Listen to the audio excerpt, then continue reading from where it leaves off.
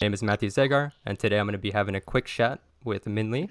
Mhm. If people don't know who you are, could you give a quick introduction about yourself, your Mhm. career path, things like that? Cool. So yeah, my name is Min. I started gaming. I started in the game industry back in 2000. I was actually a graduate from SFU, like yourself, Matt.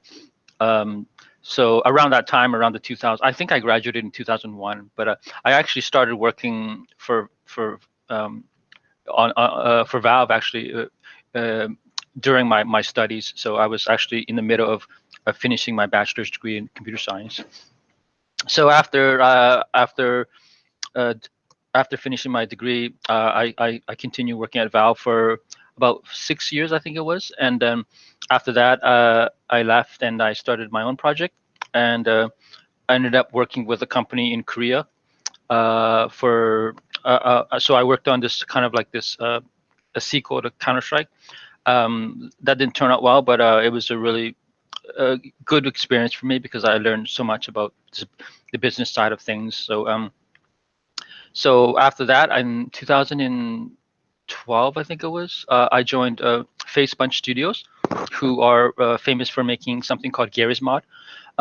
So I joined this really great team over there, and I helped work on a game called Rust, and that was really fun.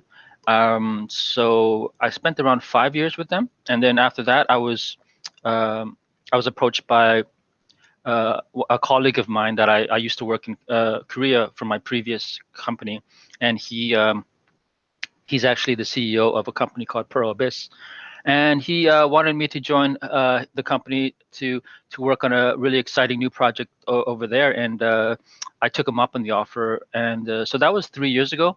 So now it's 2021. So I guess yeah, I started around 2018, and yeah, so I've been working for this company ever since, and it's been a really great experience for me.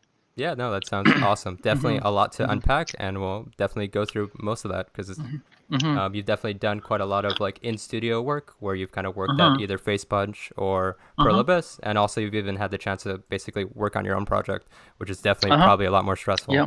So, And yeah. yeah, yeah, for sure.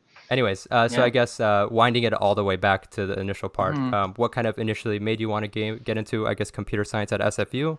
What was kind of the Hmm. pushing factor? Can you give us like paint a picture of what it was like back in? I don't want to make you seem too old, but Hmm. like 20 years in the Hmm. technology industry.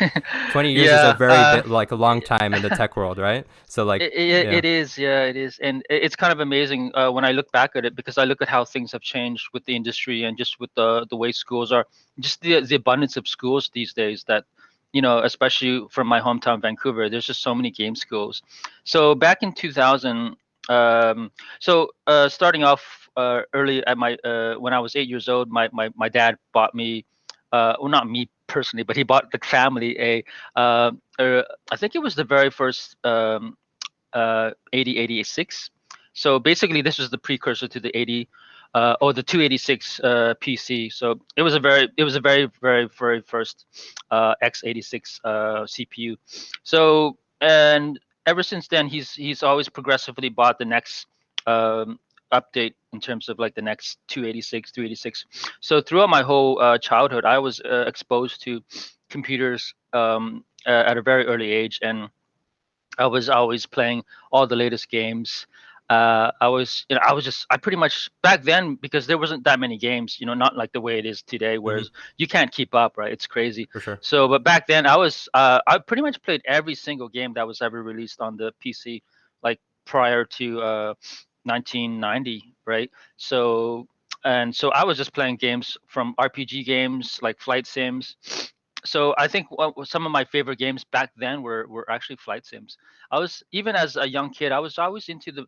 I really was fascinated by like just military and just the cool technology that goes on with like fighter jets and tanks and that kind of stuff. So I played a lot of flight sims and like tank sims, and it's kind of interesting how the industry has changed today, where you don't really see so many hardcore flight sims because they're so unapproachable. They're not very geared towards casual players who don't have the patience to play a game like. I don't know if you're familiar with the older flight sims, but there was a game called Falcon 4. Falcon 4 was just flight sim that allowed you to fly the F-16, and it came with a manual that was like 360 pages. Yeah, man, I swear to God. I mean, it was crazy because like I didn't really like doing my homework back then, but I read through that whole 360 pages and I enjoyed it, right? So Yeah. it's kind of crazy how when you really like to do something, you don't mind doing the homework for it. Uh-huh. So I mean, when I played these flight sims, I would read through all the material for these things, and they were so detailed. It was like, I could have learned how to become like a real flight, like a fighter Yeah, jet actual. pilot, right? Yeah. Hmm. So it was kind of interesting how just like passionate I was about this particular genre.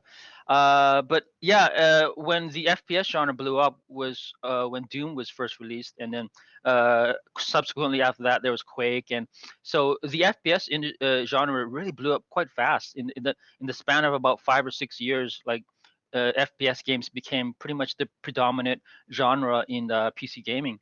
And so I was really caught up in that whole wave of FPS games. So I pretty much played all of them, Yeah. Quake, and all that stuff. So when Half-Life came out, well, actually, I started making mods before Half-Life. So I started making like mods for Doom and for Quake. So And this was, even at the sorry, Mhm. this was before university, or like in high Oh school, yeah, or yeah. This was actually, yeah, this was during high school, I think grade 10 or something. yeah. So yeah, the SDK was released for Doom and for Quake, and I just started tinkering with these things, and like I didn't have any formal training at the time, so a lot of the knowledge that I gleaned was actually from just back then the internet was very primitive. We Probably didn't the have forum Google. post, right? Maybe. Yes, yes. We had websites. So there was a few websites. So there were a few websites that I would go to, and they would have articles on how to create models and how to do a bit of programming. And also I used a tool called IRC, which is kind of the same as today's Discord, I Yeah. guess. Mm. So IRC was popular back then, and I would join one of the gaming development channels, and there was some knowledge that was shared amongst that. But coming across the knowledge to make a game was actually very, very difficult back then. So it was a much bigger challenge than it is today. But slowly, I think over the course of a couple of years, I was able to learn how to create a very simple mod for Quake, and then when Half-Life came out, the tools for Half-Life were much easier to use. So I picked those up quite quickly, and at the time I was really into like counter-terrorist movies, and just the whole counter-terrorist genre, just the theme of counterterrorism was something that kind of appealed to me.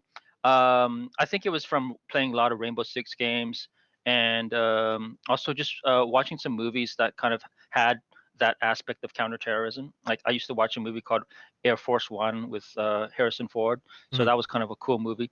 And so I was really just influenced by movies in particular that really inspired me to create Counter Strike. And so that was kind of around 1998, near the end of 1998, beginning of 1999. So I was like in my second year of university. Or sorry, just to budge in quickly. Just I kind of Hmm. want to go through a timeline, a quick timeline. So obviously you had a Hmm. massive interest in modding video games, flight sims, Hmm. video games, and Hmm. stuff like that. And Yeah. you wanted to pursue obviously university at the time at SFU. Hmm. Do you think Yeah. that it was kind of pretty common to go into university for game development or computer science at this time, or was it kind of like a uh risky thing? Do you think?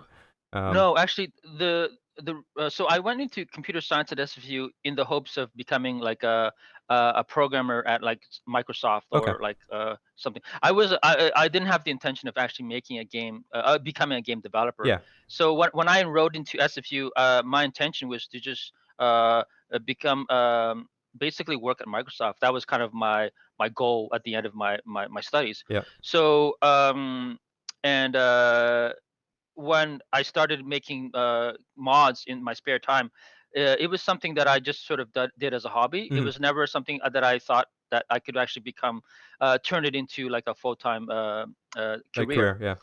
Hmm. I kind of Yeah. had a So. similar background in the sense that like I experimented Hmm. quite a lot with game development, but Hmm. my obviously primary interest is like computer science. Um, Hmm. yeah, so speaking about, Yeah. I guess, SFU, because I don't think you've ever been on record like talking about it too much Hmm. because nobody's been Yeah. asked you Hmm. about it. Do you have any like general awesome experiences or professors Yeah. you've heard? Any memories that you could share? Yeah. Or Oh yeah. God. I mean, I have so many fond memories of SFU. like when I first took my first 2 years of SCV were actually quite difficult because when you first do the bachelor's degree, you're always kind of doing general courses that aren't really focused in your specific area of study. So they're kind of generalized studies. So I didn't really enjoy it too much because I was taking courses that weren't really specific to computer programming or that sort of thing. So I wasn't doing so well. My GPA wasn't the best. But Mm-hmm. then the last 2 years, I was taking these really interesting courses like on computer animation and on computer graphics, on artificial intelligence. So they started to become more interesting for me. And I remember one course that I took dealt with computer animation. And while I was taking this course, I was actually in the middle of making Counter Strike.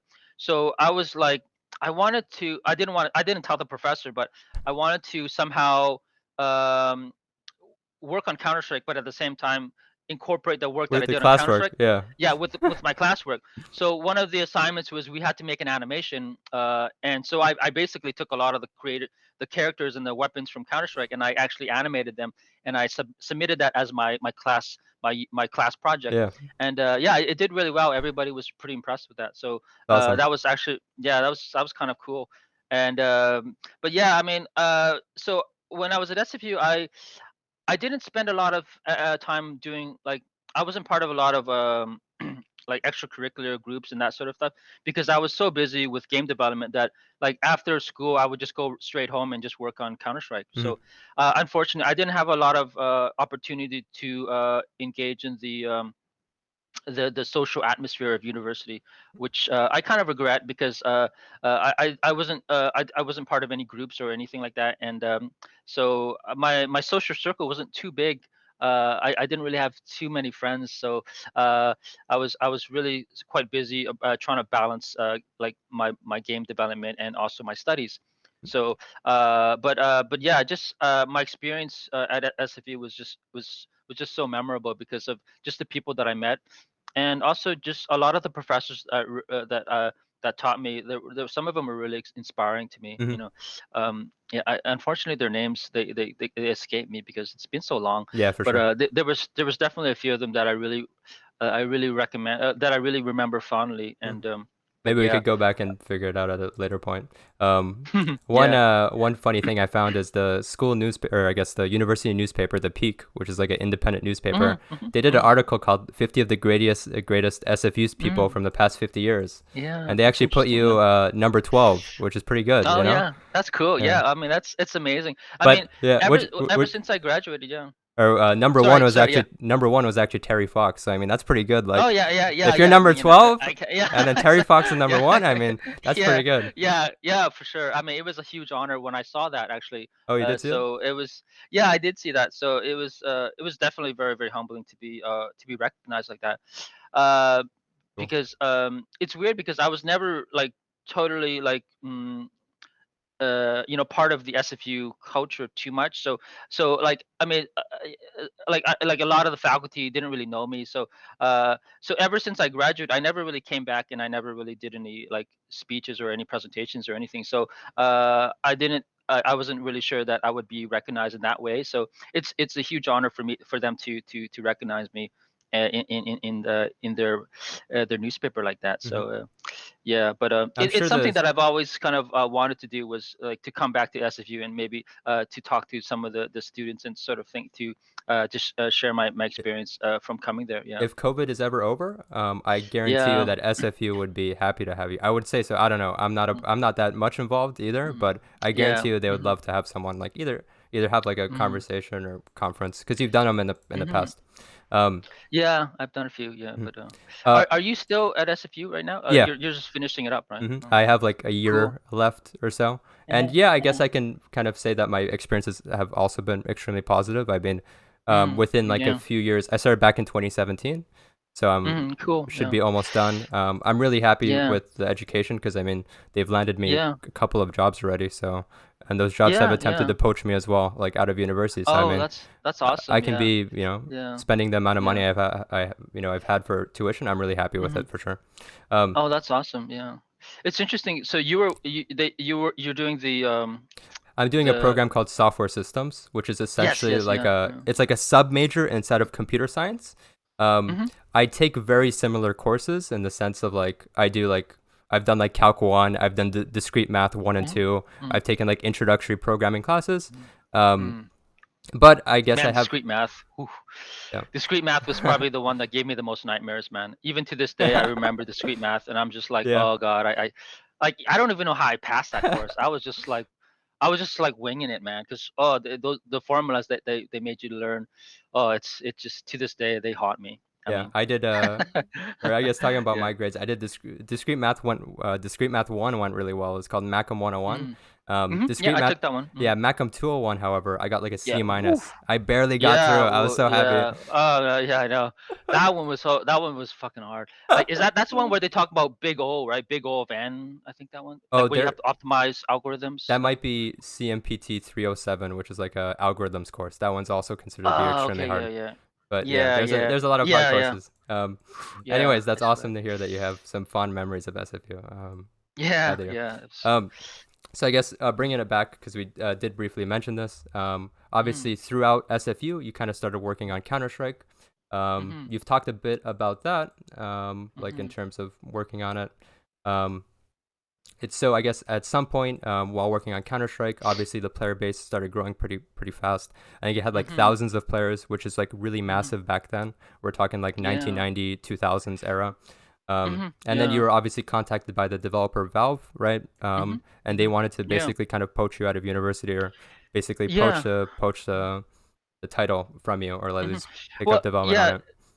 Yeah, it's interesting actually because before Valve approached me, I actually was approached by a game company in Vancouver called Barking Dog Studios. Hmm. This was like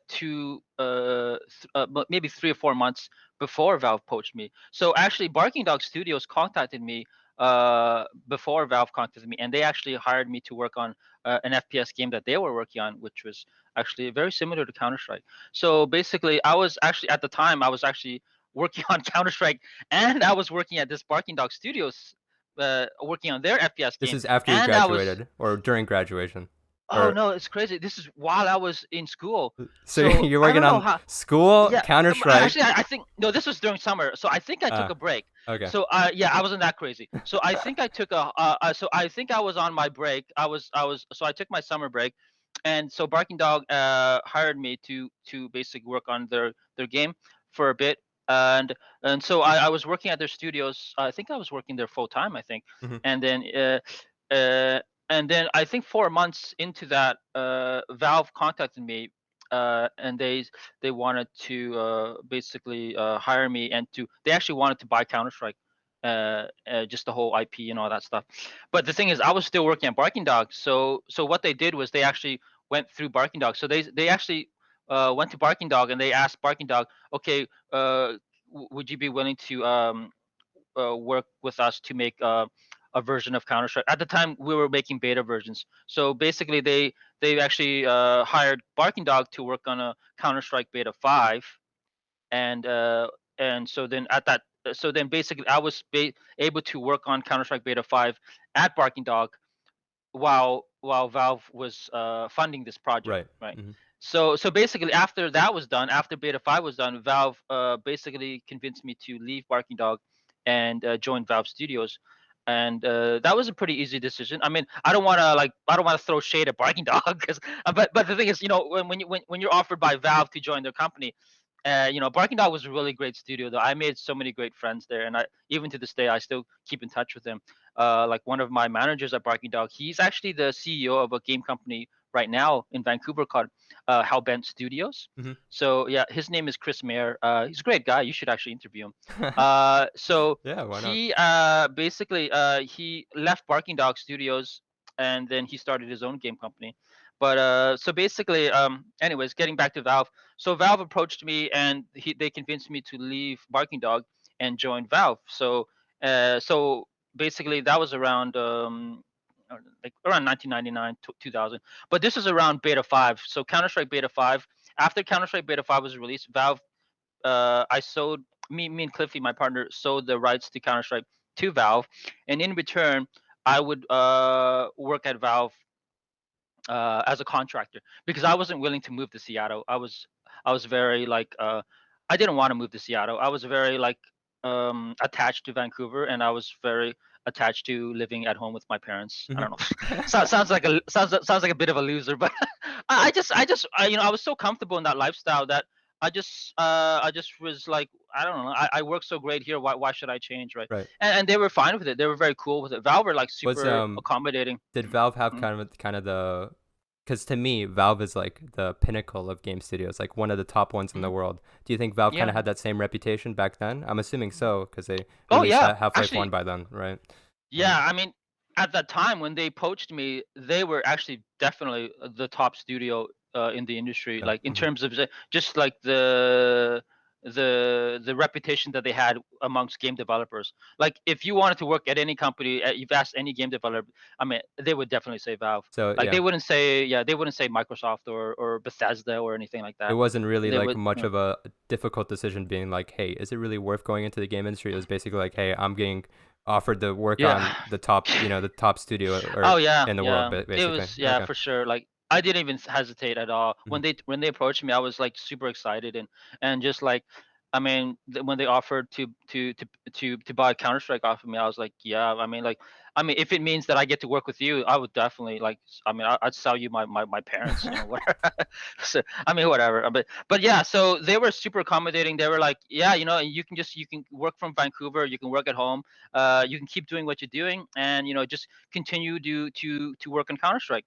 And so that was the setup. They allowed me to just create the subsequent versions of Counter Strike. And Did you I think, sorry to yeah. interrupt. Did you Hmm. at this point, so obviously you're working on Valve or working at Valve now, Hmm. graduated university. Did Hmm. you have anyone else come on join in on the team, or was it just kind of it was basically I know Jeff Hmm. or Yeah. Jeff Cliff, he was Hmm. doing kind of Just the Cliff. Yep. website stuff and you were Hmm. basically kind of the main programmer, animator, most of those Yeah. responsibilities. At Right. Valve, did you have people working with you, or was it basically like, hey, we Yeah. hired you Hmm. to work on it by yourself? No. So yeah, so when I joined Valve, they assigned a few artists and I think one programmer. So it wasn't a lot of resources. I think they assigned maybe 4 or 5 guys to work on the Counter Strike project, and Cliffy was still doing his work with the community management and organizing the website and handling that side of things. Cliffy would later join Valve after he finished his school, which was about 2 years after I finished. So yeah, so he would later join the company. But when I initially joined Valve, they put on like a programmer and maybe three or four artists on the project to help out with my work on Counter Strike. So basically, after I joined Valve, the development of Counter Strike became very pronounced and very Right. quickly. Yeah. And so yeah, so they did allocate a small team to help me out. Yeah. Okay. Cool. Yeah. Uh, So yeah, I worked on Counter Strike up until they released 1.0. And then after that, I stopped working on the Counter Strike project and I started to work on like a prototype for Counter Strike 2. mhm. Hmm. Yeah. So I did that for about I guess 3 years, I think. And then uh, things weren't really progressing the way that we both, my manager would have liked it, and they approached me if they want if and asked me if I wanted to work on another project called Day of Defeat Source. Yeah. And I was like, yeah, sure. I mean, because I kind of like saw like that I wasn't really making as much progress as I would have liked as well, because I was working on an engine that wasn't quite finished. I was working on the Source engine, which they were still developing it. So Right. so basically, the engine was constantly in a state of flux. So it made it very difficult for me to work on the Counter Strike 2 prototype. So I wasn't making a lot of headway into that. So when they asked me to work on Day of Defeat Source, uh, I kind of said, yeah, sure. I mean, I really liked the team that worked on Day of Defeat. So these guys were actually amateur modders like myself. So they came from the modding community, and Valve hired these guys to work on Day of Defeat. And when I met them, I totally just connected with those guys, and because we both came from the same background. We were both very amateurs, and yeah, That's cool. I really enjoyed working with those guys. And even to this day, I still keep in touch with a few of them because they're just great guys. And actually, one of them actually comes from Vancouver as well. His name is Matt Boone. He's still at Valve to this day as well. Mhm. And so yeah, he's a coder, he's a programmer, and he works on Dota, and he also worked on Counter Strike. That's But it's funny that you mhm, mentioned that it was really difficult, at least working on Day of Defeat Source, because the engine was in progress. I'm pretty sure, I could be mhm, wrong. A lot mhm, of Valve developers were facing the same issue when Source 2 was being developed. I think there was a mhm, Left 4 Dead 3 prototype or game being worked on, and they also had the same mhm. issue where they were working on an engine that was also being developed, and it didn't seem to pan out as well. I could be wrong Yeah, about that. I obviously um, don't work at the company, but that's kind of what was yeah. reported. Yeah, actually, during that time, actually, because I still kept in touch with the Valve guys even after I left. So I did periodically keep in touch with some of them, and I saw some of the work that they did for Left 4 Dead 3 and like even Half-Life 3. Like I don't want to. I don't think I'm allowed to say this, but I did see some of it. But it's kind of a shame that none of it really came to fruition because uh yeah, it's really kind of a shame because I thought that I really enjoyed Left 4 Dead 2. I mean, the Left 4 Dead series was something that I really enjoyed, and I was super excited for the third one. But for reasons that I'm not aware of, they Yeah, I think decided you not to probably proceed left with by it. then anyways, so it's kind of. Yeah, yeah, yeah. Well, I mean, actually, I left before even Left 4 Dead was released. So Yeah. I left in 2006. So yeah, I wasn't involved in that project at all. But as a gamer, I just enjoyed it so much playing with my friends. But yeah, so I was really excited for the third one, but it just never panned out. So talking about Yeah. Hmm. you mentioned obviously leaving. I think if you want to talk about that briefly, I think you kind of just mostly Hmm. said that they weren't working on projects that you were kind of interested in. There's like this So period of yeah. Valve where they weren't really working on anything or getting projects out of the door, and I think a lot of people have seen that over the last like 5 to 10 years. Yeah. Now is has changed recently, but there was Hmm. like an era Yeah. in Valve time where they weren't really doing too Hmm. much. Yeah, so Valve have always had a history of being very, very methodical in their development, almost to the point of being almost a bit too perfectionist. I mean, if you've asked me, they're very perfectionist, and I mean that's a good thing because when they release the game, it's not going to be like Cyberpunk, like kind of thing. Which I don't want to throw shade at Cyberpunk because I fucking love Cyberpunk, man. I play the shit out of Cyberpunk, and even after they patched it, I haven't had any issues with Cyberpunk. But the first few days, yeah, people were like throwing shade to Cyberpunk, and it was a bit buggy. But yeah, so Valve would never do something like that. There's like super like just methodical about the development approach, and it's an interesting thing because that was one of the reasons why there was a project called Counter Strike Condition Zero. It was kind of in development limbo for several years because it was being passed to so many different development studios. Like it was passed to like uh Riot, sorry, not Riot, Gearbox Studios, Yeah. and I think Raven Software had a piece of it, and eventually it landed with Turtle Rock. Yes. Mm-hmm.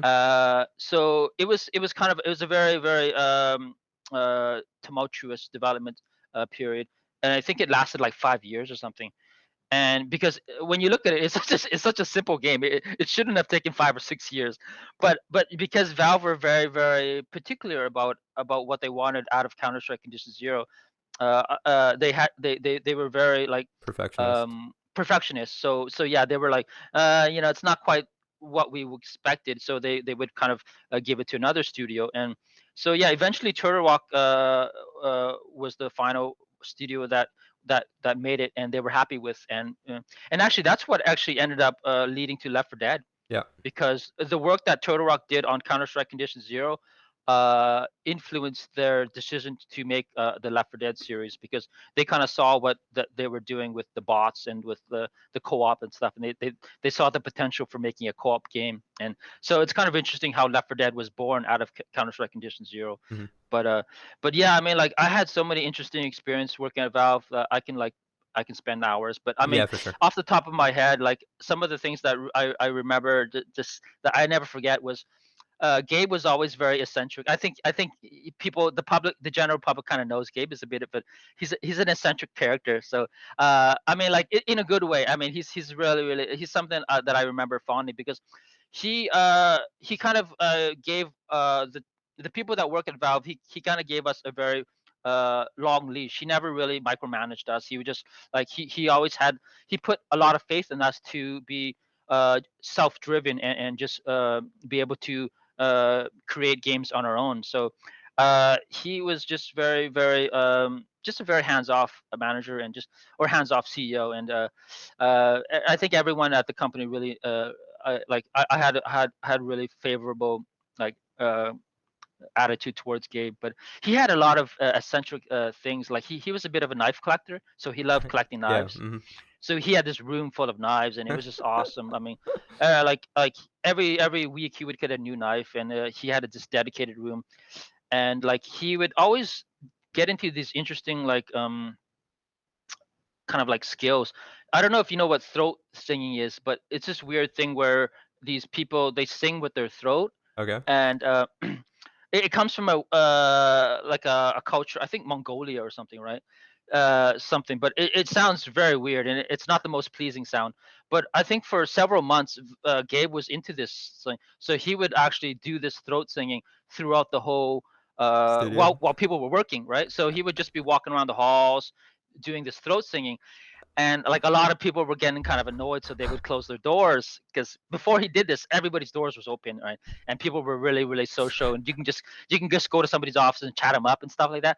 But ever since he started doing this throat singing, the doors were all closed, and it just became this really closed environment. And I was like, oh shit, I can't talk to my coworkers anymore, because but thankfully that didn't last too long. It was only for maybe 4 months, and he kind of, I think either he got sick of it or he mastered it.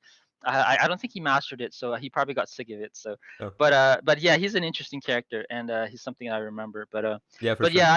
yeah, I had so many great memories at Valve. Yeah, Uh, there's no company like Valve essentially. I think everyone, at least for me, a dream would be working at Valve. I think a lot of people have that dream. There's no company like it for sure. You won't have a yeah. experience like that at any other workplace. I want to say that in the world.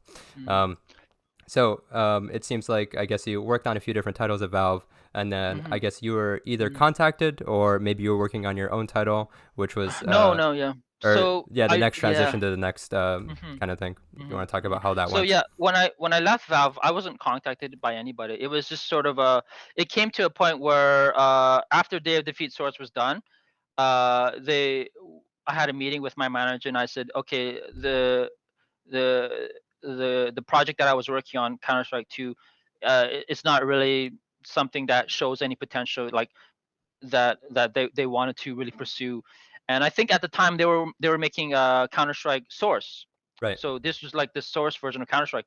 And so basically they asked me if I wanted to work on that, and I was like, well, no, because this is basically Counter Strike, but just on the new engine. So there was nothing new about this. This is Yeah. just like this is just an updated version with new graphics, right? So that didn't interest me at all. So I was like, you know what, I want to just so I basically we both came to the mutual agreement that I should just leave and just work on something my own, as much in the same way that I made Counter Strike. So basically, I would leave and I would just sort of start my own project and just have the freedom to come up with a game design that was completely not tied to Counter Strike. Because at the time I had a sense of burden that the Counter Strike IP kind of had in mind, because the players became very like stuck in their ways. They were not really, they didn't want to whenever you introduce a new change, like I remember at one point we introduced shields in Counter Strike, and the people were like, whoa, what, it changed the meta. And they didn't really allow us to give us any time to really balance it out. So we had to like, so a lot of these new features that we wanted to introduce in Counter Strike, we had to kind of axe, because the community became so mature and so established that making any changes to the meta became impossible. So I think that was one of the reasons why I wanted to leave Counter Strike and go work on another project, because the development freedom was something that I kind of missed. And I was so gonna yeah, say, so I left. Yeah. it hasn't really changed at all, really. I obviously grew up playing Source. Like I have hundreds of hours on Source and thousands of hours on Global Yeah. Offensive. It hasn't really Yeah. changed, obviously. Counter Strike players Yeah. are stuck in their ways. They love They Mm, love their mhm. formula. Yeah. At most, you'll Yeah. see like maybe Mhm. guns being added, but even guns, I remember Yeah. some of the Yeah. guns they added the global offensive have had Oh. huge like controversies over them because Yeah. some of Yeah. them aren't balanced correctly and stuff like that. People really love the Counter Strike formula, and also Yeah. specifically Yeah. even the maps today. I mean, I Mhm. only play like Dust 2 and like Inferno, all the common maps. Like Yeah. I don't play any of the new maps, and like adding new maps and getting players to play on it is also really hard. So yeah, Counter Strike players Wow. for their entire history Yeah. have kind of been stuck in their way because they love their little. That's really interesting. Yeah.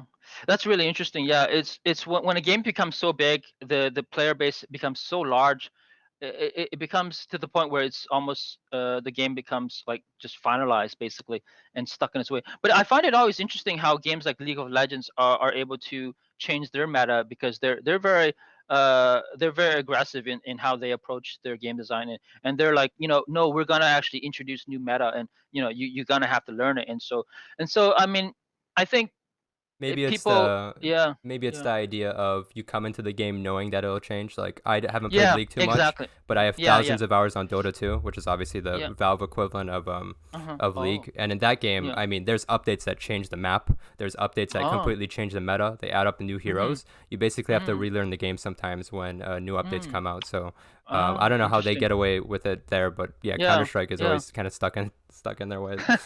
Yeah, Um, it's kind of weird. Yeah, it's so fascinating how some games can get away with it. hmm Yeah. So yeah, so obviously you're working on. So the game that you worked on was called Tactical Hmm. Intervention, Yeah. and the Yeah. main So reason was obviously you wanted to have a little more freedom and add the features that you weren't able to add yeah, in the previous Counter yeah. Strike.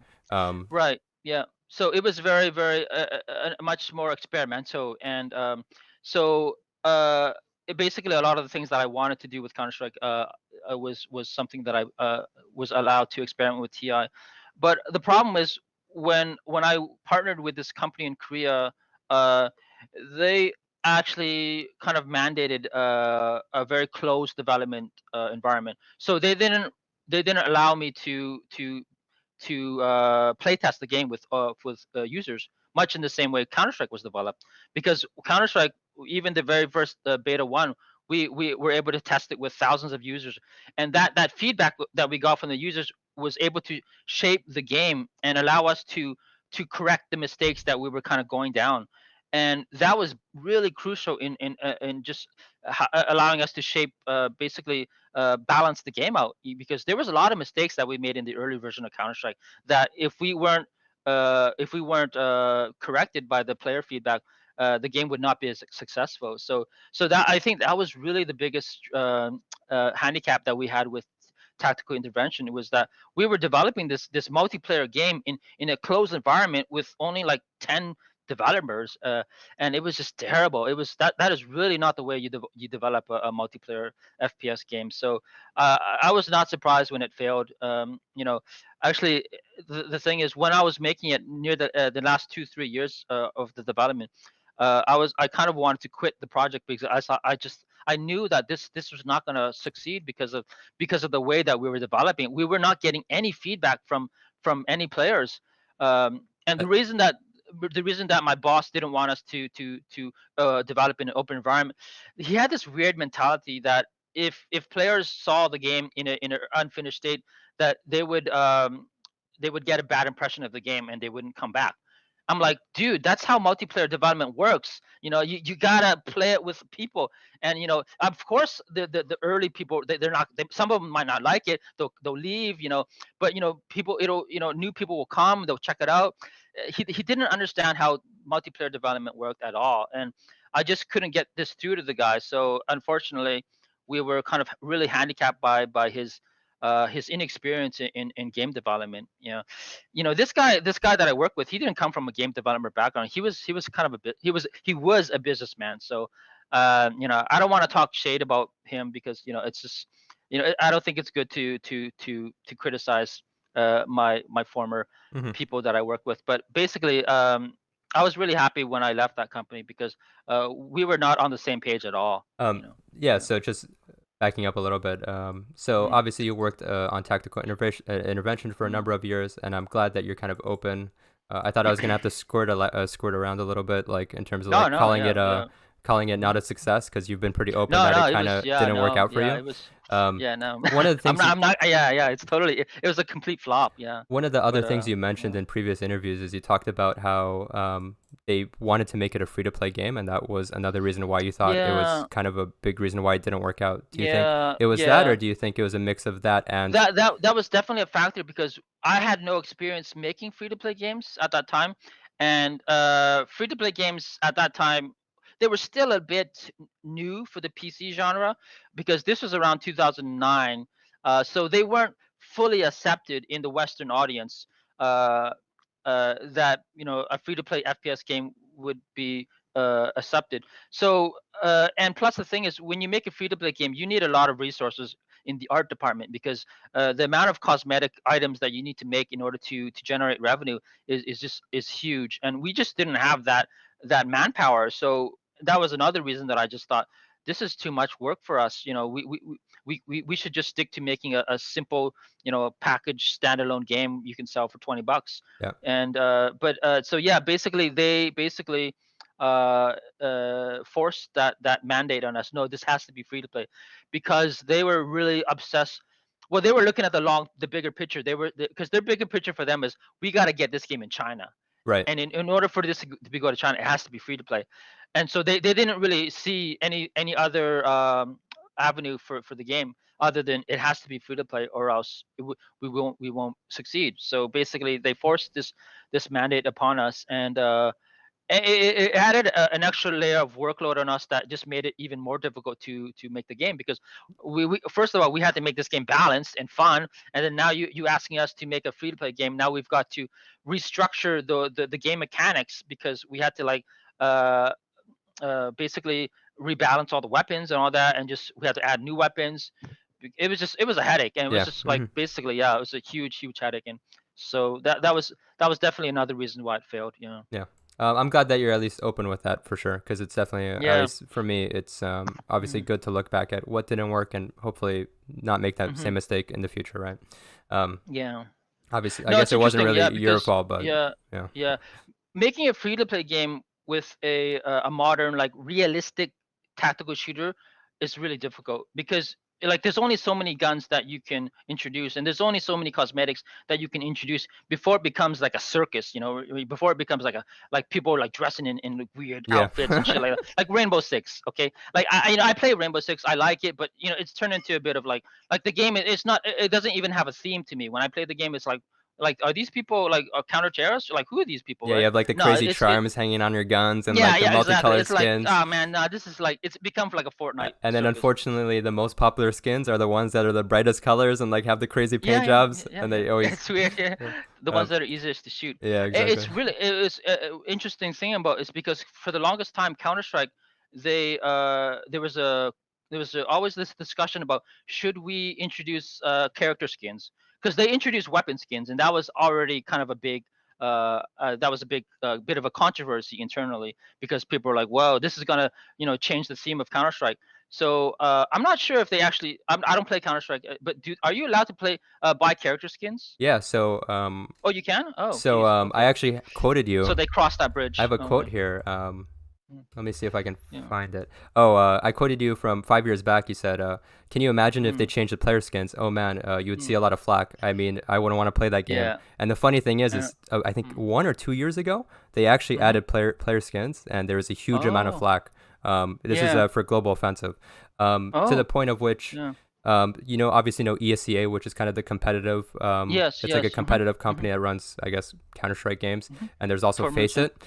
They've Yeah. disabled player skins completely because the Oh, player yeah, skins yeah, have yeah. been causing quite a lot of issues in the maps themselves. Oh, Um, yeah, yeah, for sure. Yeah. mhm. One of the major issues, because I stopped playing Counter Strike at this point, but I was really big into the Mm-hmm. competitive scene.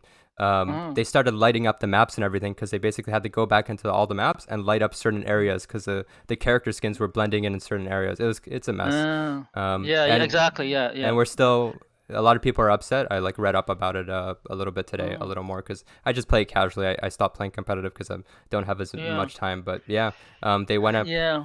They went with the player skins in Counter Strike. Oh, so they actually did decide to cross that bridge. Yeah. Okay, well that's interesting. I mean, they somehow made it work, and yeah, So somehow. it's a big challenge. Yeah, it's a big challenge. So I mean, as I said, it requires a lot of like rethinking of the game design when you become a free to play game. So Mhm. so Valve are have experienced that with their decision making. But yeah, it's difficult. It's very difficult. Yeah. So with moving on a little more, tactical Mhm. intervention, you mentioned it was kind of like a death march, and you essentially kind of Mhm. left the company. I'm assuming Mhm. kind of when the game kind of Mhm. didn't do as Yeah, well as on its way expected. down. Yeah. Mhm. And I'm assuming maybe through previous contacts, you were contacted to work on some contracting work Mhm. at FacePunch. Mhm. Can you talk Yeah. a little bit more about Yes. that? Yeah. Sure. Yeah. The interesting thing is the guy that recruited me to work at FacePunch. I actually I actually hired him to work on tactical intervention. That's So cool. I actually he was actually working for me on tactical intervention for about 4 or 5 months. He actually programmed the vehicles in tactical intervention. So he's a really smart programmer, and so I basically hired him to do that part. And so after he was done, he got hired by FacePunch Studios to work on a game called Rust. And then when Rust started becoming popular, he approached me to work on Rust because he was a big fan of my animations because he really loved the way I created weapons and stuff. So basically he wanted me to create the weapon animations for Rust. And so yeah, I said yeah, sure. I mean I'm looking for a new job, and it was a contract position. So I basically it was a freelance position, so I was able to work from Vancouver, which is great. So yeah, I was like, yeah, definitely. I'll take them up on the offer, and so I ended up working at Rust for 5 years, and I helped them with their weapon animations and also their character, and also like a lot of the animations for the animals. So I did a lot of that stuff. So um, it was a great experience. I really enjoyed working at FacePunch because Gary Newman, the CEO of FacePunch, he's not your typical CEO because he's more of a developer. So he's a much more hands-on guy. He's not a manager. So he was very he always leads by example. So he would he had his hands in kind of all the projects at FacePunch Studios, and so he was working on Gary's mod too, and he was also working on Rust, so he would kind of jump around projects. So yeah, I really enjoyed working for FacePunch, and I loved the environment that they had. It was very self independent, where all of the employees were really independent. They didn't really need someone to manage them. So we didn't even have a manager on Rust. Like we didn't have like a project manager per se who would also would give us like timesheets and schedules and that Yeah, and kind of thing.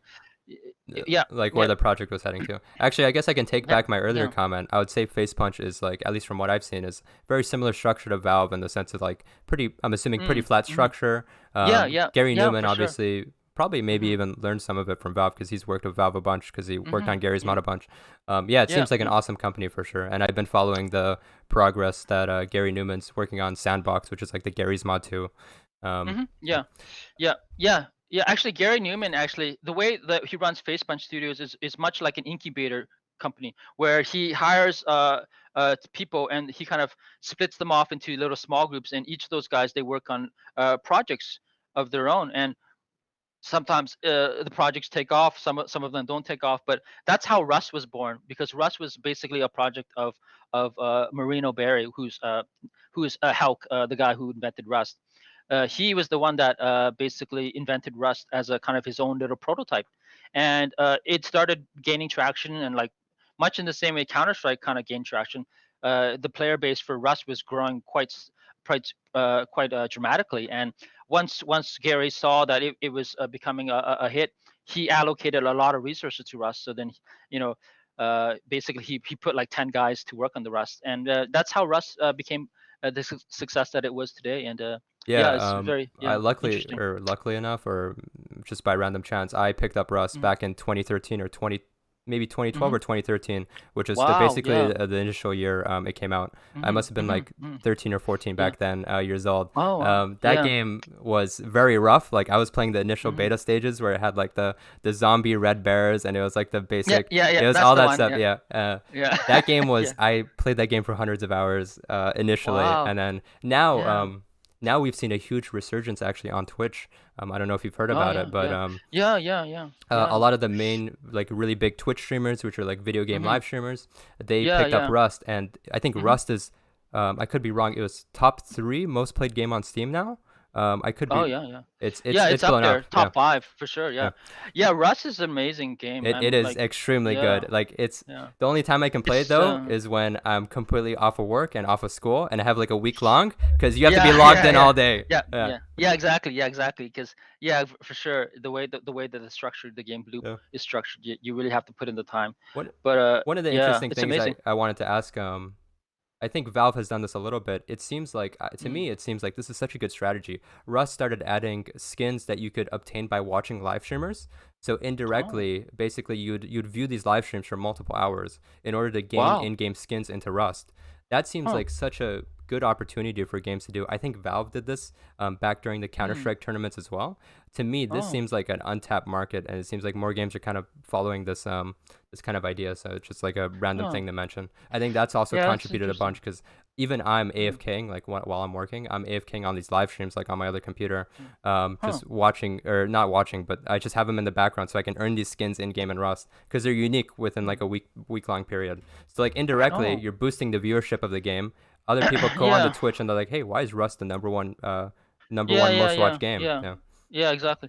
Wait, so how do they track your hours? I mean, so you got your Twitch web browser open, They have like, like an and they're integration with Twitch. Like they have like oh. they've talked with Mm. Twitch, I'm assuming, and they Oh, basically I see. Twitch has like some API that probably watches how long you've Right, right. watched the specific stream, and it's only Rust Oh, streamers, right? So they like contact Rust oh, streamers. They're like, hey, we're gonna give you a skin.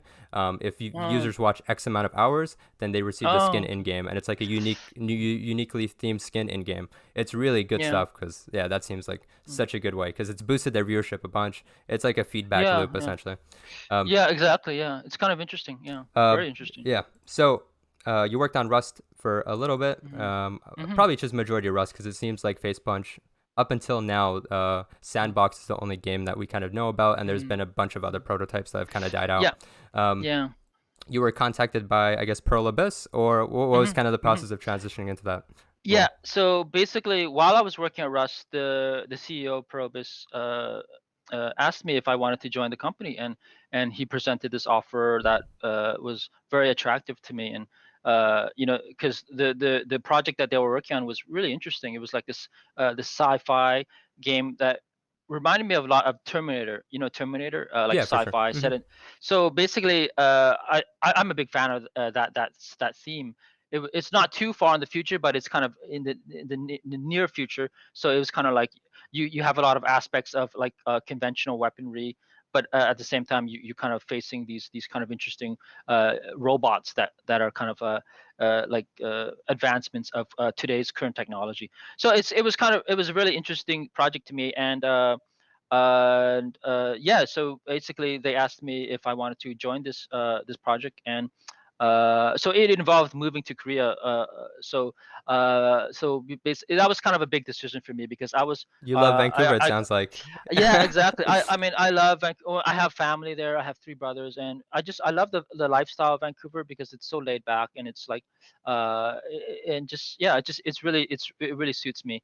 But yeah, they convinced me to come out to Korea and basically join the company here, and it's been a really good experience because I mean, Pro Abyss is actually one of the best companies in Korea. I mean, arguably. I mean, like you have PUBG, the guys who make PUBG. They're called Craft on now. They also are very great company in Korea as well. But I think Pro Abyss and those two companies are right up there as like two of the best companies that attract the best talent in Korea, because the people that I work at in Korea are just really talented. Like just like some of the art that's coming out of them is just it's just incredible. You know, it's like it's definitely on par with some of the stuff that you would see out of CDPR, like Activision or Blizzard. Yeah, just being able to work with such incredible developers it just makes me really excited to work on this particular project because it has a really cool theme, and also just I know that art style will be like just top notch, and yeah, so it's something that I've really enjoyed the past few years, and Yeah, so I guess yeah, really. not to cut you off, I Hmm. guess it's kind of Hmm. we're here current day. I don't Yeah. think you can talk about too much, but basically you've kind of mentioned Mm. that it's just like an FPS game, and you were hired on to basically oversee some of the elements in the game. And I think Hmm. that's as Yeah. much as you can share at this point in time, right? Yeah. Yeah. It's a TPS, third person actually. Oh, So it's very similar to The Division. mhm. Kind of like that style. It's a MMORPG, like massive world, and very similar to The Division. And so yeah, so a third person shooter, yeah, like that. I guess we'll Yeah. look forward to it. I guess I don't know how much you Yeah. can Yeah. share. Obviously, I don't want to break any NDAs Yeah. or anything. But it Yeah. kind of Unfortunately, makes sense no. because Yeah. Probius developed Black Desert Online, so it makes sense Hmm. that they would Yeah. probably go in the genre of Yeah. Yeah. uh Yeah, that's their strength. I feel like they have really great game designers who've made MMOs like Black Desert and the upcoming Crimson Desert, which really looks incredible. So they have a really good background in developing these styles of games. And so yeah, Plan 8's gonna be no different. Yeah. So I guess that's kind of what is next for you. I guess would just Mhm. be at this point in time, unless crazy stuff happens. Mhm. But it's kind of working Mhm. on this title for the Mhm. foreseeable Mhm. future, however long it takes Yeah. until it gets Yeah. announced. Yeah. Okay. Yeah. So Uh, hopefully we can show a few more videos in the coming months and years. But yeah, um, things are picking up. Hmm. yeah. So we've kind of hit the hour mark, but I want to rapid fire Hmm. some questions for you if you still have time. Yeah, sure. Yeah. No, I've got time. I got more time. Let's do this. Yeah. Okay. Hmm. Let's see here. Hmm. What are your thoughts about kind of the death of arena-based FPS shooters? Because one of the things that I unfortunately didn't get to experience because I grew up like my first Hmm. FPS game maybe was like Counter Strike Source. I played probably a Hmm. bit of like 1.6 as well back in like Hmm. 2009 and like TF2 games like that. The problem is Hmm. at least all the movement was kind of removed, and for some reason I have this weird obsession with arena FPS games. I never got to play Oh. like a Quake shooter. I Oh. never got to play like I guess I don't know if you, Unreal. yeah, like Unreal. I was just too young for those, and it kind of seems like we're Hmm. moving to like this kind of military sim, more realistic Hmm. game like movement systems. Do you think that you'll see ever see a return of like arena FPS games, or do you think the genre's just kind of dead by now? No, actually, I feel that arena games have actually evolved into more well, that style of movement that you described is actually prevalent in games like um, Apex Legends. Sure. Yeah, that I mean that game has the exact same movement style as Unreal Tournament. It's really fast and very like dynamic jumping and that kind of thing. And so also Overwatch. I mean, I feel Overwatch has a lot of that style of movement as well. So I do feel that those that aspect of the game, like the aspect of the arena shooters, like the movement part of it, has still found its way in today's games. But I think the thing about arena shooters is they're very individual. They emphasize individual skill, where it's just like one on one, like, or it's not one on one, but like one against many, where you're not working as a team. So it's basically kind of like just straight up deathmatch. And I think straight up deathmatch has become a bit passe. It hasn't become as popular as it is these days. And I think that's kind of just I think that's just the way that the players' tastes have kind of Inch. evolved. Mm. Yeah, much in the same way people don't play flight sims or military sims anymore. I think people just kind of prefer that a game that rewards teamwork, and not so much individual skill. Like for example, like PUBG. The original PUBG had like it was just you against like the other 99 guys. But when I think when they introduced the squad element, it became a lot more appealing to people like me. And I think I kind of I think a lot of my peers enjoy the squad element more than the solo PUBG. So, but yeah, I feel like that those prototypical arena shooters like Quake and Unreal. I'm not sure if we'll get back to that Yeah. anymore because yeah, There was people I've there yeah was a title being developed by James Harding who oh sure. Lawbreakers. Yeah, Uh, that was by Cliff Bleszinski. That was a Cliff. Yeah. and that game flopped or it didn't do too well. Yeah. Um Unfortunately, yeah, but Uh, yeah, there was a yeah. title being developed by one of the guys who used to commentate Dota tournaments. It was called Oh, Diabolical, it was basically like the yes, next yes. generation arena FPS game. It's I know. done. Yeah, I met one of the developers. He's making levels for it. Is that the game where you diabolical? It's like a cartoonish arena FPS game essentially. Yeah, I've seen it. I've seen I it. think they've gotten a lot of Counter-Strike mappers, I think, or previous Counter-Strike Yes, mappers yes, to make yes, map yes. levels for it. Yeah. One, yes, yes, yeah. Um, Actually, one of the guys who made the map for Counter Strike, a very popular guy, I think DE Cash or something. NM is it The NMP? I know his name, but here, I'll look yes, it up. but he's a very popular Counter Strike mapper. Michael Hall, I think it was. I think that's his name. But yeah, he's making maps for Diabolical. Yeah. Yeah, Michael Hall. FM Pone, I guess is his internet name. I think, or is that Yeah, someone well, else? that's someone else. That's Okay. someone else. But Michael Hall is he made uh Inferno, I think, Hmm. or he made One of the yeah, he maps. made a couple of really famous CS maps, and so yeah, I've heard of Diabolical. Yeah, one of the Yeah. unfortunate things that, well, I don't want to give my opinion too much about it. They obviously didn't have too much funding to make it free to play game, and so when Epic came, they gave them the funding to put it free to play, and that was one of the Oh, decisions they made. Is it's only on the Epic Game Store as opposed to being on Steam. oh, It has uh, a pretty niche community, I'd say. It hasn't obviously picked up too mm, much Steam, yeah, which is kind of unfortunate. I'm just locked to yeah. Steam, I guess. I haven't really played it too much after the beta. Oh, Uh, okay. So do you not like so you don't like the Epic Game Store, like you just prefer the games on Well, Steam, I the guess. problem is I just love Valve. Like I'm locked to it. Mm. It's everything's Oh, there, okay. right? It's just True. Yeah, for like sure. all It's my very friends are there. established. Yeah. It's a community. All my friends are Yes. there. It's Yeah. just Yeah. yeah. Definitely. And And it's much maybe more mature. Yeah. yeah, It's and like. I don't know. To me, I just guess I haven't had the urge to play it for whatever reason. Mhm. The game is Yeah. really well Yeah. done. They worked on it for many years. It's just unfortunate that it has like niche success. I think they're already trying to work on other games with their engine because they made their own custom Oh. engine. So, and also Oh. it's Okay. really hard to get esports rolling sometimes when you have these big players Yeah. already like League, Counter Yeah. Strike. It's really Yeah. hard to get Oh, that. esports. Yeah. Um, For sure. It's a really competitive market.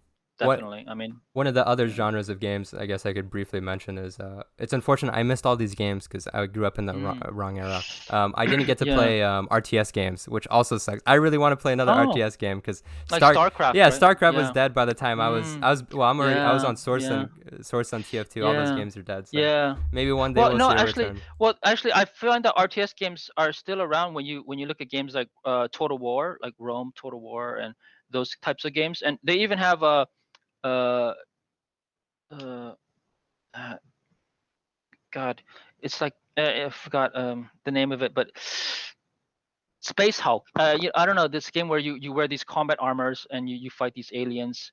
Warhammer. It Warhammer. Yes, yes, that one. They have an RTS game for Warhammer coming out. It looks pretty But I cool. guess So those I think, games are yeah. kind of, not to interrupt, those games are kind of single player kind of experiences as opposed to like, because like one of the things I think that I look Yeah. for is I love the individual skill. Like I like blending Uh, myself as opposed to a teammate. So I don't think we're gonna okay see then. like a StarCraft because Mm. StarCraft competitive was one on one. Quake competitive Yeah. was like one on one Mm. duel as well. Okay. Yeah, But yeah, yeah, yeah, just some things to yeah. mention. I Um, do think that they have multiplayer capabilities, like the Probably. Warhammer game, and also not Rome though. I mean, not Total War. Those games are single. Yeah. Um, Moving on to some Mm. other questions. From Mm. previous interviews, I've seen that you kind of had maybe some gripes about VR. You said that they kind of haven't figured Mm. out moving around in VR, and you didn't really Mm. see. You were just kind of iffy on it. Have you tried Half-Life Mm. Alyx yet? What are your thoughts on that, if you have, or have you seen that project at all? No, I haven't. I don't have a VR headset, but I mean, a lot of people that I know have raved about it, and I mean, I would like to try it at one point. Um, and I am pretty sure it's great, and but I still feel that VR, the limiting factor is always about movement, right? I'm still not 100% sold in the way Half-Life Alex does movement, because it's not really the way a real FPS game. The reason I like FPS games is because of the way that that as a game designer, you're able to the character the way the character can move throughout the environment. So VR, it places a huge restriction on that. Right. You have to really design your game around making compromises to the movement, Yeah. and that's for me. That's not really what I want to do. I don't like when I'm making an FPS game. I don't want to compromise movement, because movement is so essential to the game experience. So I feel like, I mean, there's always going to be a niche for VR. I mean, some games will do well for it. I mean, I'm pretty sure like a game like Half-Life Alyx, like it's going to do well. But those are single player games. I mean, there are a few multiplayer VR games like Onward I think and Pavlov, I think. Pavlov is like the Counter-Strike Yeah, copy of VR yeah, essentially. exactly. Yeah, and I have a few friends that kind of rave about that, but yeah, I don't know. It takes a certain amount. They're not really appealing to casual. Like you have to be a real hardcore because VR has a really steep experience curve. You can't really play it for more than half an hour That before you yeah, get that is sick, true as right? well. Yeah.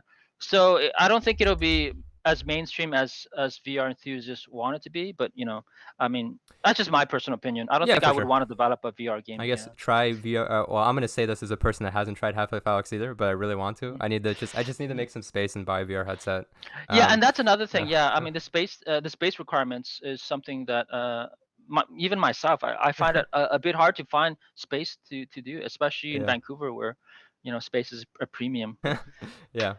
Yeah, I guess give it a try whenever you can. Maybe you'll change your mind on some of the things. I haven't tried Mm, VR at all, but I just wanted to ask the question because it seemed like you had some thoughts mm, about VR. Um, yeah. have you tried Valorant? I think you've kind of talked about how Counter Strike Mm, as a whole is kind of mm, reached its kind of apex of mm, like mm, its pinnacle essentially. Like there's no way to yeah. improve it. I would Yep. say Mm, Valorant is probably the closest thing you've gotten to some substantial movement in the genre in like the last mm, few years. Have you yeah, tried the yeah. game at all? Have you played it at all? Uh, no, but I'm well aware of it, and I'm really impressed with how they've able to take in the Counter Strike formula and basically put a spin on it and kind of uh, innovate upon a lot of the things that Counter Strike did well. But the reason I'm not really attracted to Valorant is the theme of it just doesn't appeal to me. Theme is a very strong thing for me. So when I play games, I like to be Hmm. immersed in a certain theme of it. So for me, I like the Valorant theme doesn't really strike a chord with me. But I can understand why they chose that theme because a fantasy theme doesn't have any restrictions in terms of your gameplay, your game design. Like you can design crazy shit like spells and all that stuff. Yeah. So it allows you to really just be creative in your game You design. you harp on Whereas this. a game like You harp on yeah, this quite a lot. You mentioned mm, that free to play games should be unrealistic because that is how yeah, you. yeah, for The sure, yeah, revenue yeah, obviously comes from the skins, and some yep, of the skins yeah, that yeah, yeah. honestly, some of Mm. the skins in Valorant that they have are almost a little too intense for me because they have like Oh dragons. really? They have like dragon guns Yeah, or like yeah, the like it's like a yeah, dragon and it's like moving around. He's like wiggling. yeah, yeah, yeah, But they can get exactly, away yeah, with that because yeah, yeah, it's yeah, not a yeah, realistic art style. yeah, Um, for sure. I definitely agree. Yeah, a little yeah. bit tangentially related. Part of the reason why I actually stopped playing FPS games is, or maybe why I got frustrated is as I kind of got higher in the ranks in Counter Strike, I was almost like one of the top ranks, at least in matchmaking. Not that doesn't mean too Oh, much, but um, mm. I thought cheating was a massive problem in FPS games. Yeah, I don't think God. you've ever touched on that. Do you think that that's like a massive issue when Oh developing God. FPS games? Yeah, I mean, oh, definitely. I mean, I think that's probably my biggest, like, one of my biggest complaints about developing multiplayer games. Like, if you ask me, hey, do you want to make a multiplayer game? Like, the first thing that I'm found out, okay, how are we gonna deal with cheating? And like, it's always gonna be in the back of my head, because cheating is gonna always, like, if you don't address it correctly, it's gonna torpedo your game, right? Yeah, It's just like, but at the same time, if your game gets to the point where cheating is a factor, that means your game is already popular. that So means it's good. so I always tell developers, if you want to make a multiplayer game and you're afraid that cheating is going to destroy your game, don't worry about it, because once your game begets cheaters, that means you've already hit it. one of the So yeah, yeah. one of But the yeah, yeah. Oh, sorry. Go ahead. No, Yeah. one of the things that Valorant actually did is they essentially did a thing called Vanguard, their proprietary, I guess, cheat client, and they Mhm. essentially go very It's a close to, rootkit. yeah, they Yeah, it's basically a have rootkit. like a Yep. Yeah. rootkit. Yep. Yep. Yeah. I Um, read about that. do Is it you effective? I have no idea. I personally Yeah. just didn't really get into Valorant Yeah. either for whatever reason because Yeah. I don't really like Yeah. Riot. I don't really like the company. I'm a Valve. I Yeah. love Valve. Mhm. Valve's my favorite company. I'm gonna Mm. stick with them. Oh, okay. Yeah, But that's do you have cool. any Yeah. thoughts on that? Do you think it's a good Yeah. idea? Do you think they got a lot of backlash? You read Yeah. about it Yeah. for I sure. know it's very controversial, but I'll be honest. As a game developer, I feel that we need these tools. We need to get deeper. We need to be more aggressive against hackers, because if we're always like because the thing about Microsoft Windows is it's a really really open environment. Like it's just like it's so easy to hack Microsoft Windows, like especially other apps that are running in the back, like when you're running the background. So Microsoft Windows does not give you a very protected environment. And like, so when I see Valorant use a rootkit to attempt to have a bit more control over their environment, I mean, as a developer, I said, more power to them. I hope it works. I'm kind of disappointed that it hasn't worked as well as they would have liked, uh but but yeah, I mean, I feel that cheating is something that I'm not sure if there's a really like, if people ask me, oh, so how do we fix cheating? Is Eh, it possible? Um, If we give I access to your entire computer, maybe. Yeah, yeah. I think here's my thought. I think, and it might be naive. People might laugh, but I think if we convince Microsoft to make a like to change Windows so then they can give like apps a very protected environment. I'm not even sure if this is possible or Right. practical. I'm not an OS developer, but if you can somehow make Windows more protected in that when you run a program, you make that program run in a virtual machine or something, or I don't know, like I'm not like really technical, but Yeah. like, It's so a like yeah. so, OS development is yeah, a whole nother field. It's yeah.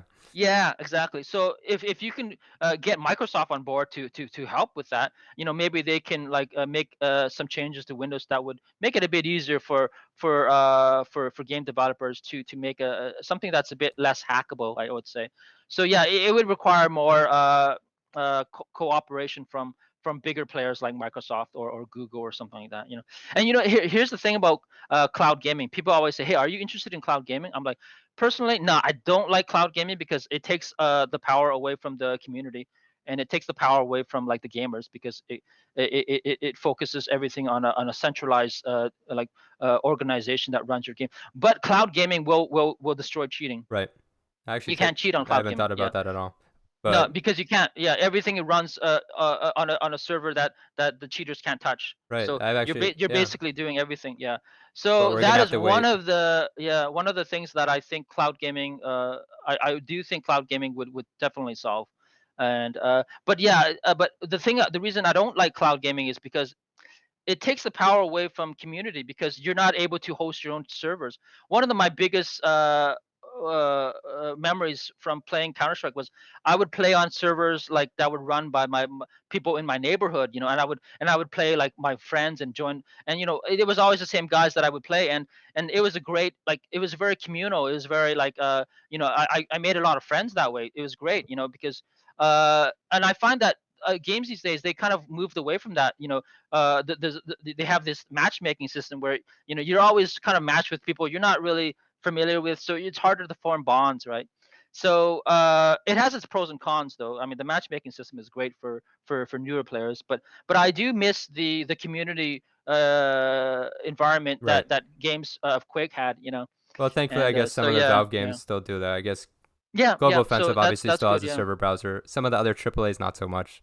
They're kind of getting rid Yeah, of that. no, Um, no, yeah, I guess because they like to have control. Valorant is Yeah. example, right? There's no. I don't think there's no. Yeah, no, I don't think you can host any private Could be servers wrong though, that way. but Yeah, at least when I played the beta, you couldn't do that. yeah, So, yeah, um, yeah.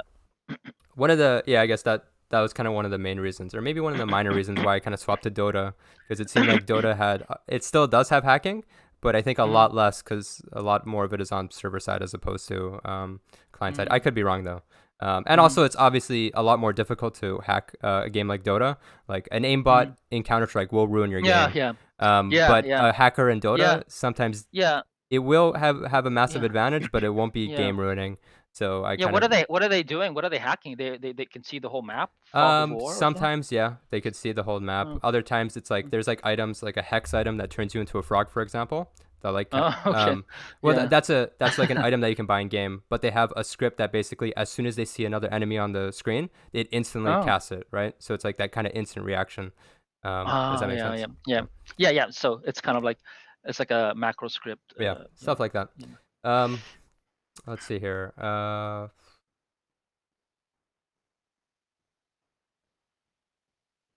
guess what games are you playing nowadays? I think previously you mentioned you were Mhm. big into Rainbow Six Siege because your friends were playing Mhm. it, and you were Mhm. playing a bit Mhm. of one of the Battlefield games. Do you kind of still Yeah. stick to those games? Yeah, oddly enough, that's still my diet of games these days. But lately I've been playing a lot of Cyberpunk. I love Cyberpunk. I mean, they did an incredible job of creating a world, and I've always been interested in the whole cyberpunk theme. Like, uh, like when I was a kid, I used to play a lot of Fallout. Mhm. Fallout is a game that deals with like the cyber kind of style. So yeah, I really enjoyed it. And Cyberpunk is a great game. I mean, this oh man, just the world building and also the art style and just the way that have you played Cyberpunk? I beat it. Yeah. Oh, you beat it. Yeah. Mhm. Oh wow, cool. Yeah, I'm trying to beat it, but it's a lengthy game, so I'm trying to do all the side missions. So, but yeah, I enjoy the hell out of it. It's such a fantastic game. So it's kind of discouraging that people have kind of slagged on it Yeah. because it's yeah. I try to But support because my background's Polish. I always try to support mm, the CD cool. Project Red guys. Yeah, I yeah, played through yeah, Witcher and I played through Cyberpunk. It's unfortunate the amount of flack they got. Um, yeah. but It's undeserved. if you Yeah. focus on the main core story of the game, it's extremely Hmm. good. However, if you Yeah, start yeah. looking at the open world elements, those are Mm. very underdeveloped, and I think people Yeah, were perhaps. expecting Yeah. this kind of massive, GTA yeah, style. Yeah. like the Yeah, NPCs, for yeah. It's not example. The fair. Yeah, NPCs are yeah, completely dumb in that game. The yeah, open yeah, world yeah. elements and like things like that aren't very good, but the core gameplay, like the Mm. main The story and story. whatever Yeah. side quests, Hmm. those are extremely well Hmm. done. Yeah, And also yeah. the environment, like you said, the environment and the art style and everything. I didn't have Mm. too many issues with it, but I can see if that game was overhyped way too much. People wanted like Mm. the next generation like GTA game, and it Yeah, clearly perhaps. didn't Yeah. live up to that. Yeah, yeah. Yeah, it's unfortunate, but yeah, I think that that game, but it's still doing well on Steam. So I mean, you're still gonna have the haters, but it still has its fans. But Yeah. it's a great game. Yeah. But Wrapping yeah, up. other than that, yeah, that's just those three games that I play. I'm Cool. looking forward to the next Battlefield though. Battlefield 6 is gonna be getting back to its 6. roots that they say. I don't Yeah, even. it's gonna be I it's lost got count. I don't even remember anymore. Battlefields. yeah, yeah. I enjoy Battlefield. The thing about Battlefield is have you played Battlefield or I've played. I yeah. played the last. Was it the last World War II one? World War one? It was Battlefield. Yeah, yeah, they call it Battlefield 1 Yeah, I played that because one. it goes back to the word 1. Mhm. Yeah. I enjoyed the hell of all those games. They're because they really require so much teamwork, and when the team works together, it feels really good. But when it doesn't, it's very frustrating. Yeah. Yeah, I'm. that game has a problem because they have a problem with balancing the teams because you always get like stacked teams and it's really hard. Like 80% of the matches I play in Battlefield, they're always unbalanced. You've got this one team that are full of snipers and shit like that, Yeah. like really good players, Yeah. and it had a hacking problem too. A lot of hackers. Oof. Yeah. Yeah, Oh, sure. yeah. Yeah, I haven't personally played too much of it. I'm just more of like a very competitive one-on-one kind of person. I've tried Okay. fighting Yeah. games a bit, but my genre is Mm, like probably in FPS games. But I casually mm, play Counter mm, Strike here and there, and a little bit of Dota mm. nowadays. Cool. Yeah. Um, yeah. So I guess wrapping up. Mm. Do you have any platform? I guess you want people to check you out at? Do you have like? Do you want people to follow you on Twitter? Anything like that? Is it? Yeah, sure. They can follow, but my Twitter's not interesting at all. I don't post anything. Like I have a Twitter, and the only reason I got it was because when I made Tactical Intervention, our publisher required me to have Twitter because they wanted me to use it as a marketing tool. Yeah. So I created it just for that purpose. But I was never really active on Twitter. So people can follow me, but it's not gonna be Yeah. interesting You at all. probably won't I get too I, I many just followers from this video, yeah, anyways. yeah, yeah, for sure. I only post like Yeah. stupid memes and stuff. I like But yeah, your Twitter headline is like Min Lee returns with yeah, tactical yeah, intervention and then promptly yeah, leaves. It's something like that. yeah, yeah. I'm able to joke about that a lot. Yeah, and I don't mind. I know it is a failure, and I look at it as kind of a big learning experience.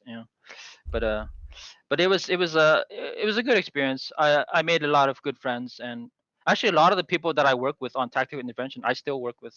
Like I still keep in touch with, and like I kind of I work with them on side projects as well. So they're a good group. Yeah. I guess one last question wrapping up. It just Hmm. kind of came out the top of my head. Have you had any experience Hmm. working with Source too? Obviously, it seemed like you liked working with Mm. Source. You made tactical Um. intervention. Honestly, the Mm. Source engine, at least Mm. the first one, Mm. around the Mhm. 2010 period, I don't know if it was the best engine to choose because a lot of Mhm. people, at least in my opinion, didn't really use it. Like I have no experience with the Source engine because it's Mhm. very Yeah. old and archaic Yeah. at this point in time. Have you done Yeah, any yeah. work at all? It's Source 2 or not at No, all? not on the Source 2 engine. I did work a lot on the Source engine, obviously for TI, tactical intervention. So the one thing I would say about the Source engine is it's extremely uh, it allows you to change almost anything you want. Like it gives you access to all of the low level stuff. So if you want to change, like if you want to redo the entire like physics engine or the way the animation works, you have that ability. Whereas when I use Unity or Epic, it's a bit of a challenge if you want to get to the lower bits. So Yeah, they you don't. kind of have to you're kind of stuck with a lot of their systems, like their animation system is you're kind of stuck with it. Here's But a here's one yeah. thing I actually forgot to mention earlier. One of the things that you might disagree with this. Do you think the barrier to getting into modding has Mm, increased or mhm. decreased? Because I would say, Uh, I like, think it was decreased, yeah, because it's so easy to make a game these well, days, and there's so many assets on I the I marketplace. don't Yeah. disagree with making a video game. Making a video game, one of the guys I actually interviewed before, if you saw, he made like his own game engine that I was like making games back when I was like 13 on its game engine because it was so easy. Mm-hmm. But however, modding a video game, do you think the barrier of that kind of increased? Because it seems like more titles are becoming extremely more complex. A lot more companies now are restricting access to basically modding the games. Mm, Do you think it's kind of mm. made it more difficult? Oh, modding the Yeah, games. modding. So yeah, yeah. Well, you're always gonna get those AAA companies like EA, Activision. They're never gonna allow tools to make your mods. And the reason they do that is because they don't want an amateur to cannibalize their sales. Hmm. Because they gotta release DLCs, right? Yeah. So they don't want someone making a game like a mod that's better than their DLC. So they'll never open up their tools. Uh, so, but you're gonna get like Valve and Epic Games. They're always gonna be mod friendly. Yeah. So, One of the yeah. things I'm excited for, especially now that I'm basically coming out of university and can do a decent amount of programming, is obviously Mm. Gary Newman's Sandbox, which is Gary's mod too. Um, Mhm. project is obviously going to be completely not open source, but very mod friendly, and it's running on the Mhm. Source 2 Yeah. engine. So Mhm. hopefully that comes out this year. That might be kind Mm. of the next title that is kind of really, really Mm. mod friendly, right? Because Mhm. Gary's mod was obviously Mm. extremely mod friendly. Oh yeah. You had like Mhm. spin-off titles that like Gary's mod was a mod of Half-Life 2 or I guess the Source Mhm. engine. And then we even Mhm. had mods of Gary's mod, like different game Mhm. modes that literally Mhm. span up into their own games as well. That's how like Oh. moddable Gary's mod was. So Yeah. I'm Oh yeah, extremely for sure. excited to get to Yeah. because now I actually know how to do a little bit of programming. I'm extremely excited to work Mhm. on I guess some elements of the Source engine or at least have access to Mhm. some of the stuff that Gary Newman plans to release. Mhm. Yeah. Well, definitely, yeah, Gary. I have really high expectations for what Gary's gonna come out with. He's really fantastic developer. So yeah, definitely. I wouldn't be surprised if it's a huge hit. The next one he comes. But actually, I'll say something about the Source engine. The tools that it has are not as good as the Unreal Engine. And like recently, I've started touching the Unreal Engine, and I really find the Unreal Engine much more friendly engine to work with compared to the Source engine. Because a lot of the stuff that they do is more graphical, more GUI. Whereas a lot of the stuff with Source, when I was working at, a lot of it involved writing scripts and a lot of text-based stuff. So for example, whenever I worked on animations for the characters, I had to write this script basically that would compile the animations, Hmm. and it was kind of an eyesore. I would just go through thousands of lines of these of the script to compile my animation and bring it into the game. So I'm not sure if that's changed, but with Unreal Engine, it's like super easy to bring assets from your like 3D studios into the game. So much easier. I'm So assuming the same that with yeah, Unity as well. Like yeah, all the yeah, current day Unity, game engines are crazy easy. I don't disagree with you with that. yeah, I worked with yeah, Unity professionally for like hmm 8 months as an intern. hmm It is yeah, crazy easy to get like a project up and running yeah, now. yeah, yeah, Source 2 apparently is pretty nice from what I've read on hmm Gary's dev blog. So hopefully okay. that is kind of like the hmm I don't know the equivalent nowadays. hmm Um, Yeah. But definitely Source engines are much more performance. They run much quicker. They're much more streamlined. So compared to Unity, oh, Unity is a blog. It's just so unoptimized, man. Like you gotta really optimize it if you want to make it run well. But mhm. but yeah, Source engine is really lightweight. I guess you have Rust that was made in Unity. It runs Yeah, okay, I yeah, guess. and oh, And you have well, the things that they did to make it run okay. Whew, Yeah, man. I mean, I remember the headaches and the screaming. I mean, they were throwing curse words at Unity all the time. Right, I yeah. mean, That's one of the other yeah, weird things is working yeah, with a company that is like providing the game engine instead of like writing one mm, in-house. It's a different aspect for sure. I'm assuming yeah, they yeah. probably even like I remember in Unity they have a thing that compiles C# code to C++. I'm assuming most of the time game developers use that. Maybe even Rust used it. Um, No, yeah. we just use C sharp. I didn't Or realize it's that like a they final had. build step where you can convert all C# code to C++. Oh, Actually, I okay. guess So is that for performance reasons yeah, to for improve performance. performance? Yeah, Ah, okay, interesting. I Well, think so. maybe. Yeah, okay. Because yeah, I mean, I didn't mind writing in C sharp. C sharp was actually No, I pretty love C#. pleasure, but yeah, It's awesome. like C sharp to me is just an easier version of C plus plus because you don't have to deal with pointers, Yeah. right? And Hmm. pointers are the biggest like reasons that you get crashes and bugs. I mean, like I think 90% of our crashes in TI was because of pointers. Like, Right. it's just, like and That's also memory leaks. Oh man, we had so many memory leaks because of pointers. yeah. Yeah. Oh God. I think there's a report a while back. I think Google was talking Yeah. about this. They had most of their issues were all due to memory leaks and pointer Pointers. Yeah. Yeah. Yeah. Um, Yeah. That's 99% of bugs. Yeah. but Because now I they're guess we have yeah. the introduction of languages like Rust, which is like kind of Yeah. almost Mhm. the replacement, or maybe Mhm. Yeah. ending, maybe the replacement. Who knows? Yeah. Yeah. So, got anything else for us, or are we kind of we're an No. hour 30 in? Yeah. Yeah. No. It's a really fantastic talk, and just it's great to connect with someone from Vancouver, and because I mean, coming from Vancouver, the game industry in Vancouver is really healthy these days. Because interesting, 10 years ago, the game industry was kind of on the decline. Actually, a lot of game studios in Vancouver were kind of shutting shop and moving over to Montreal and Toronto because of they were getting better tax breaks, right? So it's good to see that it's starting to turn a corner Yeah, now. It's much Vancouver. more healthier. From my job searches, Vancouver is actually crazy with the amount of game companies there are here. There is a huge Mm, amount. Some I mm, could probably name off the top of my head is Kabam is one I worked at, which is like mm, a really mm. popular. Yeah, They yeah, did yeah. like Marvel video games. I think you have Hmm. Blackbird Blackbird. Interactive. Yeah, my, Yeah. my friend, he's the CTO. He's one below the CTO there. Right. He worked on TI with me, Oh, and that's then now cool. he's working at Blackbird. Yeah, Yeah, that exactly. guy's a genius, man. That Uh, guy's a genius. you have EA, Yeah. another one. They have Mm. a campus in Burnaby. You Yeah. have what is it? Oh my goodness. Amazon, didn't Amazon start a game studio there, or Microsoft? Oh, Microsoft Coalition. They made Gears of War. Yeah, that was Coalition. here too, I Yeah. think, right? Y- Yeah, Maybe. yeah. They made the Gears of War. They're in Vancouver. Yeah. Yeah, So it's surprising the amount of game companies we actually have here in Vancouver. yeah, And I'm it's a very forgetting some healthy others, but I think there's ones that are helping development. Like, relic, relic. yeah, You know Relic is relic. another. You have the people working on the Halo games, Halo Infinite. It's like their logo is like blue Oh, or something like that. Blue. I'm gonna get oh, butchered. wow. I talked to him at some Yeah. point, but yeah. Oh, isn't that the same company that does Gears of War? Like, isn't Gears of War owned by Microsoft as well? I think they're just like helping. They're like an external entity, but they're helping on like Minecraft and Oh. Halo Infinite. Yeah, yeah. Oh, I see. Free. Because yeah, I know Microsoft owns the Gears of War and the Halo franchise, and Coalition are the ones making Gears of War, and I think 343 Studios is making. It is, but there's like a Oh, very there's a company separate helping. entity that is helping the Helping. development. Hmm. Let me see if I can find it Ah, quickly. If not, then yeah. um, I'm not gonna be able to find it. I Oh, that's should know cool. the name. I interviewed at them before I took my Oh, other cool. Yeah. offer. Um, Yeah. all right, I don't know. Yeah. Anyways, Yeah. I That's cool. appreciate Yeah. you coming on. It's always awesome No, it's to great. have you talk about Yeah. SFU and your experiences there.